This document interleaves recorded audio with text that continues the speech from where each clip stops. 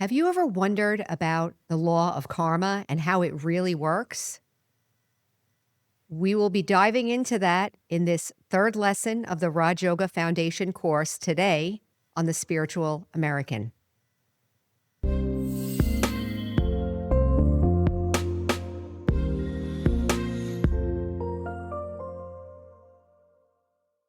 Welcome back, everyone. Today, as you heard, we're going to be talking about karma, but we have done karma at least twice on the channel already. So I'm going to refer you back to episode 8 and episode 32, the red pill of karma and karma 2.0. I'm going to cover those today. Usually it takes me about an hour and a half to cover the basics of the law and philosophy of karma. But today, to do the third lesson of the course, I'm going to cover 3 main ideas.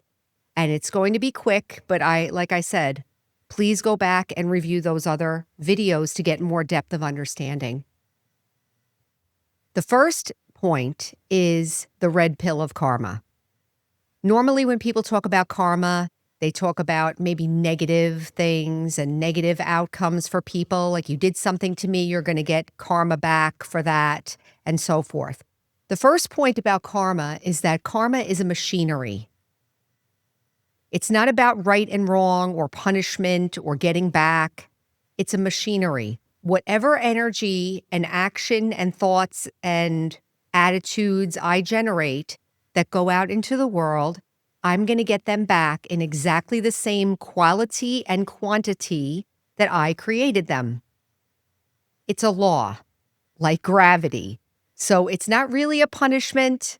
It is a law. So I wouldn't say that if gravity is bad, like if I fall down, I wouldn't blame gravity because gravity is a law that we need to work within. So first of all, that's the law of karma. It's a machinery. It works whether we're aware of it or not, whether we're paying attention to it or not, it's working. So what's the red pill of karma? The red pill of karma means that I'm 100% responsible for my life. I would like to give more gravitas, but this episode is going to be an outline. You got to go back to the other episodes to get deeper explanation. But the first point is the red pill, which is I'm 100% responsible for my life. Does that mean I'm responsible for other people's behaviors? No. Am I responsible like I deserved to get abused or something like that? No, not like that. Whatever is in my life, whatever I'm living with in my head, in circumstances, I created it along the line somewhere. The other thing about the law of karma, the machinery, is that whatever energy I put out there, it doesn't have to come back in the same way that it was put out. So let's say in the Bible it says an eye for an eye and a tooth for a tooth. Usually we think it's pretty even. Karma's really not like that. It's more like a feeling for a feeling and an experience for an experience. But the circumstances don't need to be the same for you to have the same feeling. So if I hit you and you felt really humiliated, then maybe later on I would feel humiliated, but maybe not because somebody hit me. I might feel humiliated for some other reason. So that's how that works. So the red pill, I'm 100% responsible. So what's the benefit of taking 100% responsibility? So for instance, if I'm in an unhappy marriage, I'm the one that said I do. It's good to take responsibility because then I'm facing the circumstances squarely with the idea of mastery. I want to be able to master my life and my situations. Now, the 100% responsibility, if I have stage 4 pancreatic cancer and I say, okay, I'm taking 100% responsibility, does that mean that the cancer is going to be cured?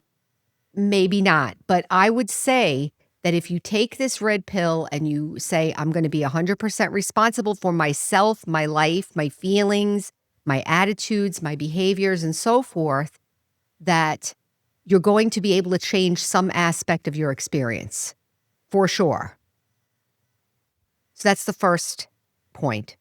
Second point of karma is taking responsibility for my feelings and my inner world in the moment.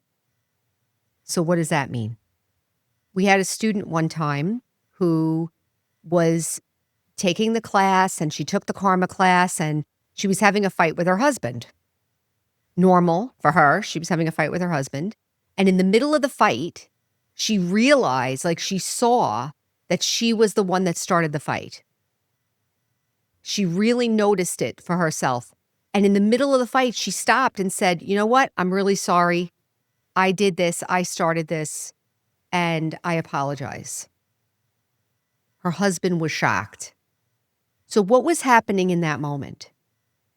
This is the second point of karma. She's taking responsibility for her behavior, her feelings, her thoughts, her intentions in the moment that they're happening. And she's able to make a choice. Do I keep doing this, or do I stop, or do I shift it? This is a little bit deeper level of karma. Because the first level, you're looking at it like, okay, what's going on in my life? The second level, it's like in real time. I'm noticing what I'm doing and taking responsibility for myself. Another example is, let's say I had a fight with somebody at work, and then afterwards I have some hard feelings, and maybe I'm walking down the hall and I see that other person, and then I turn the other way quickly and I walk away. This happened to me, so I'm giving this example. But I remember turning away and thinking, wow, am I like letting myself be scared of this person? What's going on with me? So it was kind of after the fact, but I was still in the moment, that noticing what I was doing and saying, wow, I really don't want to be afraid. And what is going on? Well, I had to look and see. I was feeling jealous. I was feeling nervous. I was feeling a little bit humiliated for whatever reason, whatever had gone on with us before. But then I was able to start taking care of my own feelings and realizing I don't want to walk down the hall afraid of people. So I can start taking responsibility for my own karma, my own thoughts, my own experience. So that's the second point. Those 2 points are much more in-depth explained in those 2 episodes. So if you're interested in listening to it a little bit more to get more of a handle on it, go listen to those 2 episodes. The third point is the one I'm going to focus on in this video, and that is finishing karma. How do I finish karma? And what does it mean to finish karma? Karma, the word karma just means action. So it's not like I'm finishing anything physical, but usually when we talk about a karma, we're talking about something that's burdening me.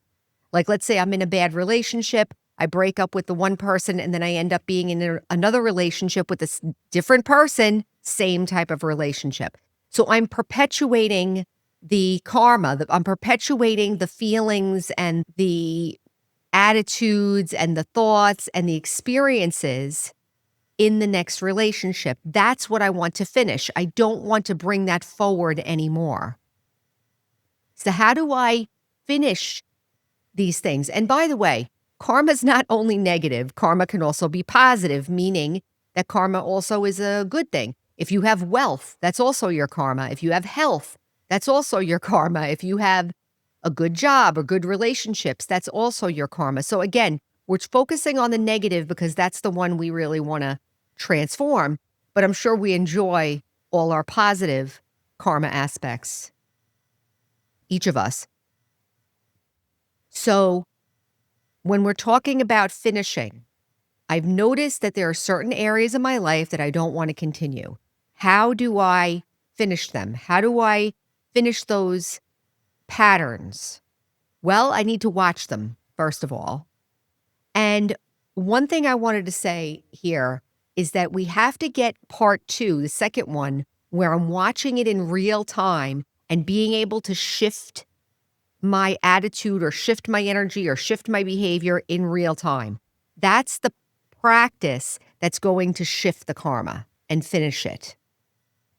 So for instance, for me, if you're watching this channel, you know that one of the big things at work was that I had a big disappointment at work years ago when I didn't get a promotion that I was trying out for a job, and I didn't get it. And it was very, very devastating because I had a lot of negative self-talk.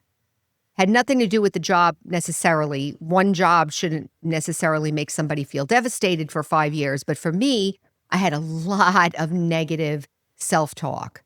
And that is the karma that I needed to finish. And it took me a long time. I was blaming the job. I was blaming my boss. I was feeling sorry for myself. I was brooding. I was all that negative internal turmoil was going on for a long time.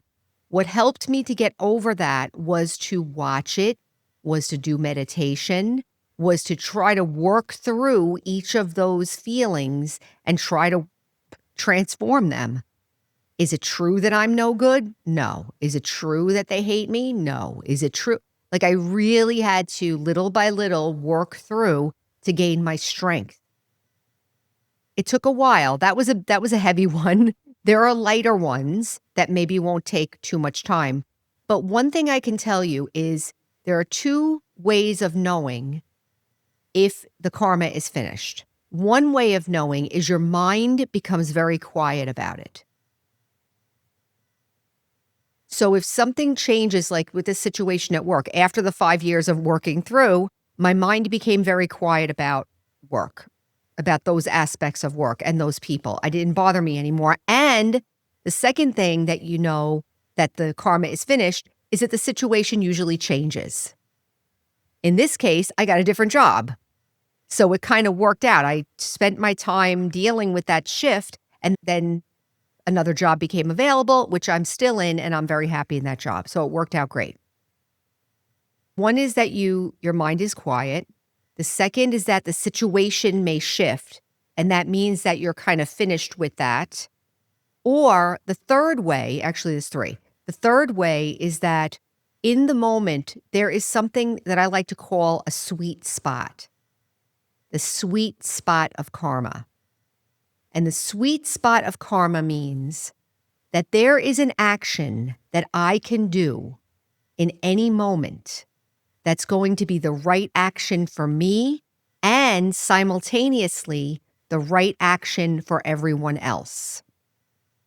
Now, maybe we never even thought about this before because we're so worried about getting our needs met or being right or winning the argument or something. Maybe that's our mindset in a moment, or protecting myself perhaps.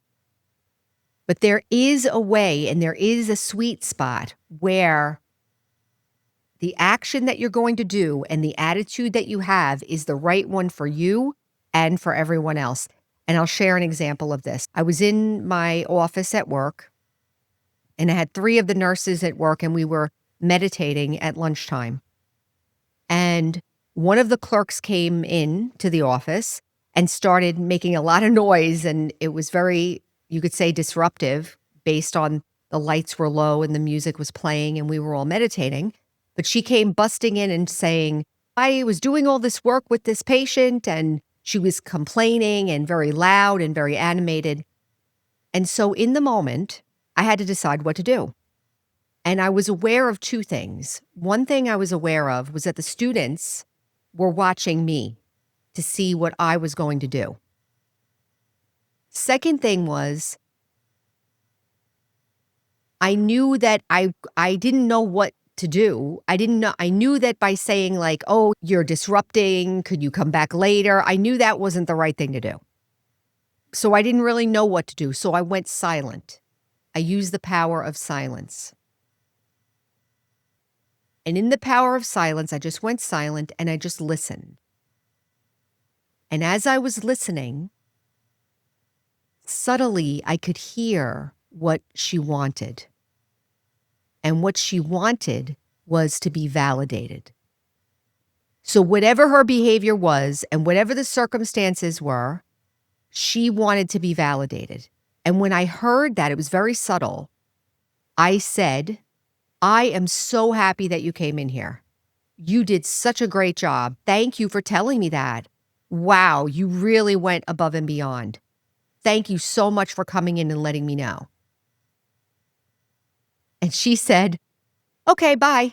And she walked out. So, if you've been listening to the podcast, you've heard me tell these stories over and over again, but they're very good examples of different principles. And in this case, this story is a good example of accommodation and cooperation, certain powers, which is the next lesson. But it's also a good example of the sweet spot of karma. That action, I'm going to say, took care of the students, took care of me, and took care of the person. As soon as she left, it was like it never happened. That's how you know it's a sweet spot. When you get that sweet spot of karma, when you move past that moment, it's like it never happened. It's completely silent in your mind. I just took maybe 15 minutes to describe some very, very deep ideas about karma. I highly recommend that you go back and watch those 2 episodes. Also, that you maybe consider getting in touch with a Brahma Kumari's Center, looking at the online classes in the description below. And if you're interested in this, if you're interested in gaining some mastery, karma is one of those topics and one of those laws and philosophy that if you get a good grasp on it, it is completely transformational, life-changing. You're able to transform every aspect of your life and also take responsibility. Mastery, which feels a lot better than being emotionally helpless and suffering, right? So I'm going to leave it there. I didn't go too much into explanation. I just did the points. Feel free to review them, take some notes, look in the description for more resources, and we will be back next time with lesson 4, which is the 8 powers of the soul. So until next time, take care.